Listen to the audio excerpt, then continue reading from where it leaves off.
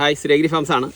നമ്മൾ ഇന്നത്തെ കൃഷി വിഷയം എന്ന് പറയുന്നത് നമ്മളിത് ഈ ഇരട്ടപ്പടവലത്തിൻ്റെ വിത്തുകൾ കളക്ട് ചെയ്തെടുക്കാൻ പാകത്തിനായിട്ടുണ്ട്. അതുപോലെ തന്നെ കുറച്ച് ചീരത്തൈകൾ പാകമായിട്ടിട്ടുണ്ട്.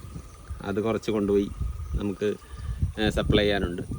അപ്പോൾ അതിൻ്റെയൊക്കെ ഈ രണ്ട് കാര്യങ്ങളുടെയും കൂടി ഉള്ളൊരു വിശദീകരണമാണ് നമ്മൾ ഇന്നത്തെ കൃഷി വിഷയത്തിൽ പറയുന്നത്. അത് നമുക്ക് ഈ ഇരട്ടകളെ ആദ്യം വിളവെടുക്കാം, എന്നിട്ട് അതിൻ്റെ വിത്തുകൾ ശേഖരിക്കാം.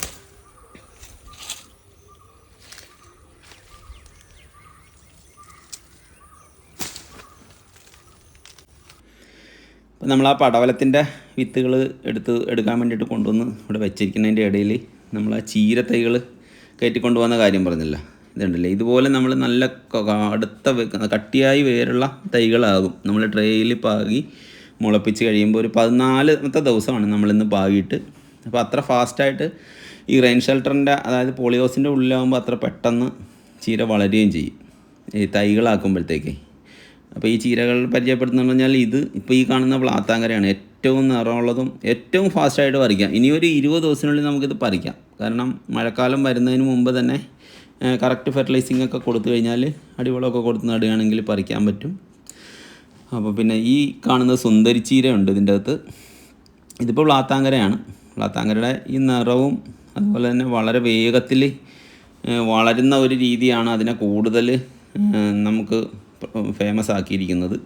ഇത് ആ പേര് സൂചിപ്പിക്കുന്ന പോലെ സുന്ദരി ചീരയാണ്. അതിൻ്റെ ഇലകൾ ഇത് കണ്ടില്ലേ, അതിൻ്റെ തണ്ട് പിങ്ക് കളറാണ്, പിങ്കി എന്നും അറിയപ്പെടുന്നുണ്ട്. ഇത് ഇലഞ്ഞരമ്പുകൾക്ക് പച്ച കളറും അത് ലൈറ്റ് ഗ്രീനാണ്.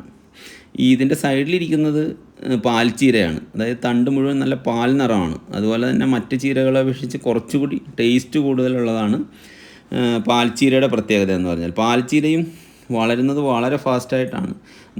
അത്യാവശ്യം നല്ല തൂക്കം കിട്ടുന്ന ഒരു ചീരയാണ്. വിപണിയിലാണെങ്കിൽ അത്യാവശ്യം നല്ല ഡിമാൻഡ് കിട്ടുന്ന ഒരു ചീര കൂടിയാണ്. കാരണം ഇപ്പോൾ പുതിയതായിട്ട് നമ്മൾ മാർക്കറ്റ് ചെയ്യുന്ന സമയത്തൊക്കെ നന്നായിട്ട് മൂവ് ചെയ്ത ഒരു ഐറ്റം കൂടിയാണ്. ഞങ്ങളിവിടെ നട്ടിട്ട് പറിച്ചു കൊടുത്തപ്പോഴൊക്കെ എനിക്ക് തോന്നുന്നത് അതിനെ വ്യത്യസ്തമാക്കുന്നത് ടേസ്റ്റാണെന്ന് തോന്നുന്നു. അതുപോലെ തന്നെ പ്ലാത്താങ്കരയ്ക്ക് നമ്മൾ കൃത്യമായ സമയത്ത് തന്നെ പറിക്കണം. അതല്ലെങ്കിൽ വലിയ ഇതായിപ്പോവും, വലിപ്പം കൂടിപ്പോവും. അപ്പോൾ മാർക്കറ്റിൽ ഡിമാൻഡ് കുറയും. സുന്ദരിച്ചീര എന്ന് പറഞ്ഞാൽ അത്യാവശ്യം ഒരു പതിഞ്ഞ് വളരുന്ന ഇനമാണ്. അതുപോലെ ഇതെല്ലാം നല്ല വെറൈറ്റികളാണ്. അപ്പോൾ നമ്മൾ കുറച്ച് എടുത്ത് 10-30 എടുത്ത് ഇനി ബാക്കി കുറേ എടുക്കാൻ കിടപ്പുണ്ട്. ഇതുണ്ടല്ലേ, അപ്പോൾ ഇതിൻ്റെയൊക്കെ വിത്തുകൾ എടുത്ത് വെച്ച് കഴിഞ്ഞാൽ നമുക്കിങ്ങനെ കൂടുതൽ എണ്ണം ഉണ്ടാകുമെങ്കിൽ ഇത്രയും അടുത്ത് തന്നെ ഇത് കണ്ട ഇങ്ങനെ ഉണ്ടാകുമെങ്കിൽ അത് നല്ല ഏതാണ്ട് ഹൈബ്രിഡിനേക്കാളും നല്ല ഉൽപ്പാദനമാണല്ലോ ഇങ്ങനെ ഇതെന്ന് പറയുമ്പോഴത്തേക്ക്. ഇങ്ങനെ അടുത്തടുത്തത് അവിടെയൊക്കെ ഉണ്ട് അതുപോലെ. അപ്പോൾ നമുക്ക് നല്ലൊരു മെച്ചമാണെന്നുള്ളത് കൊണ്ടാണ് നമ്മളിതിൻ്റെ വിത്തുകൾ കളക്ട് ചെയ്യാനും എല്ലാം തീരുമാനിച്ചിരിക്കുന്നത്. നമുക്കിതിൻ്റെ വിത്തുകൾ എടുക്കാം. അപ്പോൾ നമ്മൾ വിളവെടുത്തുകൊണ്ട് വന്നതാണ്. വിത്തിന് വേണ്ടിയിട്ട് നല്ല ഓറഞ്ച് നിറമുള്ള പടവലങ്ങയൊക്കെയാണ് ഇത്രയാണ് എടുക്കുന്നത്. ഇതിൻ്റെ ഒരു 10 ഇരട്ടിയെങ്കിലും നമുക്കിനി എടുക്കാനുണ്ട്. ഇത് നമുക്കൊരു ട്രയൽ എന്ന രീതിയിൽ ആദ്യം ഒന്ന് എടുത്ത് നോക്കാവുന്നതാണ്. വേണ്ട, മൂത്ത് നല്ല വിളഞ്ഞിട്ടുണ്ട്. ഇങ്ങനെ ഇട്ടിട്ടങ്ങ് പോയാൽ മതി. ഈ മറ്റ് പച്ചക്കറികളിലൊക്കെ വിത്തെടുക്കുമ്പോൾ അത്ര വലിയ ബത്തപ്പാടില്ലെന്ന് ഇതിന് പെട്ടെന്ന് തന്നെ എടുക്കാം. സമയത്ത് കാന്താരി മുളകിൻ്റെയൊക്കെ നമ്മൾ എടുക്കുമ്പോൾ ഭയങ്കര കഷ്ടപ്പാടായിട്ട് തോന്നിയിട്ടുണ്ട്.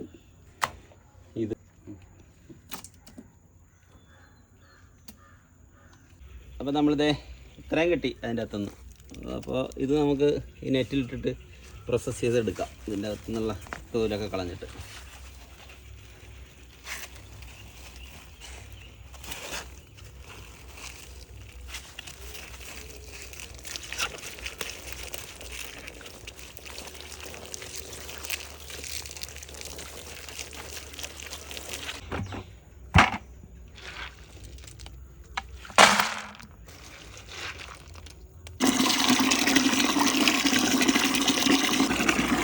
അപ്പോൾ നമ്മളിങ്ങനെ പൊങ്ങിക്കിടക്കുന്ന വിത്തുകളൊക്കെ പൊട്ടയായിരിക്കും, അതായത് ഉള്ളിലൊന്നും ഉണ്ടാവില്ല. അതെല്ലാം നമ്മളെടുത്ത് കളയുന്നു.